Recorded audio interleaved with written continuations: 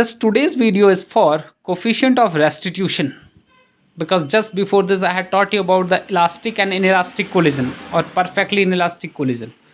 So what is coefficient of restitution? If you have remember, so I had taught you about the elastic collision in one dimension, where the velocity of separation is equal to velocity of approach, as like equation number 4. But for a perfectly inelastic collision, after collision, that is velocity of separation is how much? 0. Velocity of separation is 0. So velocity of separation is 0. So velocity of approach should be also how much? 0. In general, the bodies are neither perfectly elastic nor perfectly inelastic. In that case, we can write, if they are neither perfectly inelastic nor they are elastic, in that case we can say the velocity of separation is equal to E times of velocity of approach. E times, what is E here? E is only called coefficient of restitution, or the coefficient of restitution is defined as the ratio of the velocity of separation to the velocity of approach. The ratio of velocity of separation to velocity of approach is called coefficient of restitution. So coefficient of restitution may be greater than 0 or less than 1, or it may be equal to 1.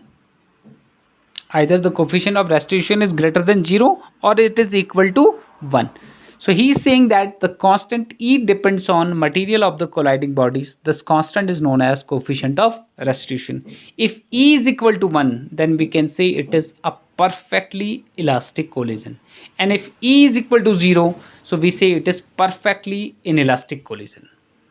So if E is equal to 0, so I would say it is perfectly inelastic collision. And if E is equal to 1, so we say it is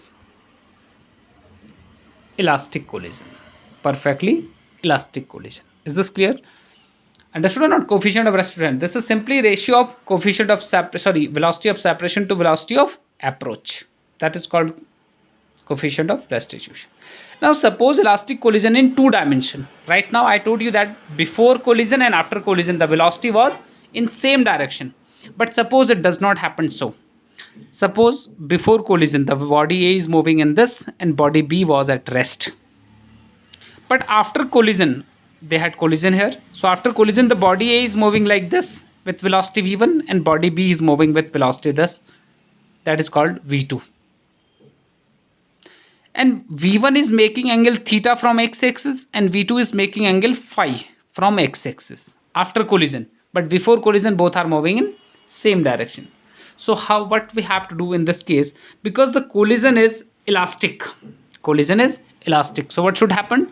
The momentum as well as energy should remain conserved, but it is having energy is a scalar quantity but momentum is a vector quantity.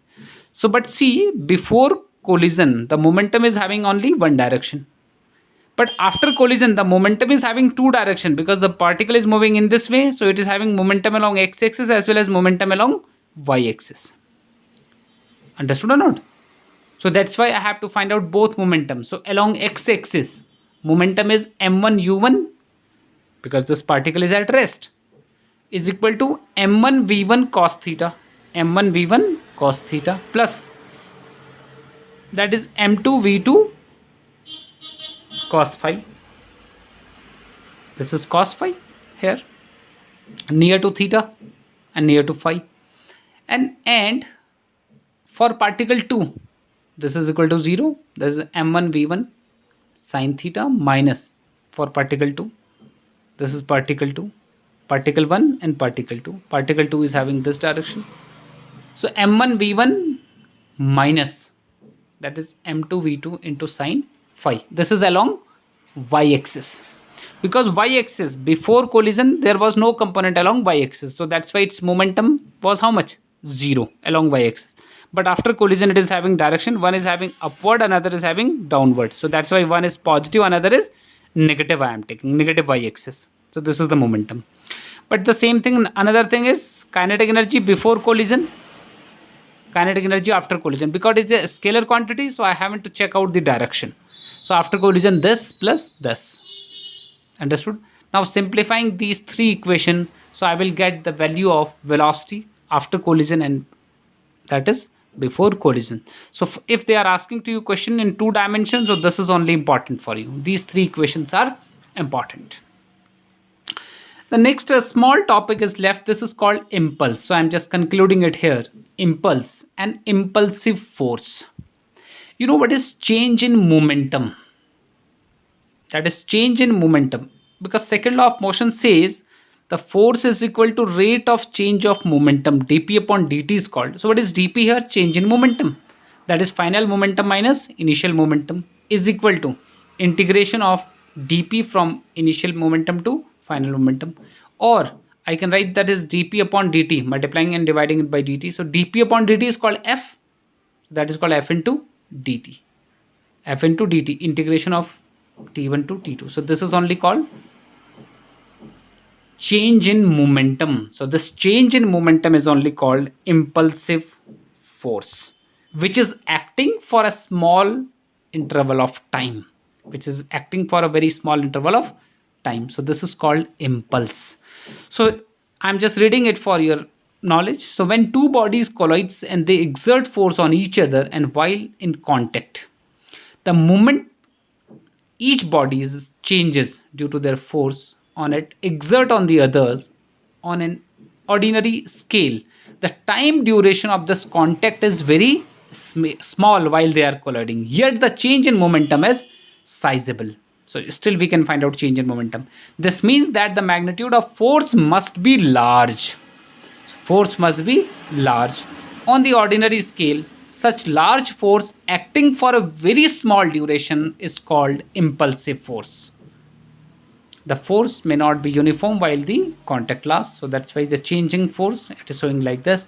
The change in momentum produced by such impulsive force is called change in momentum. The quantity this is called impulse. Integration of f into dt is only called impulse. Understood? An impulsive force, the force which is acting for very small interval of time. So that's all for today. Thank you and have a great day. So this all has been completed for the topic center of mass, linear momentum and collision. Next we will study about the system of particles. Thank you and have a great day.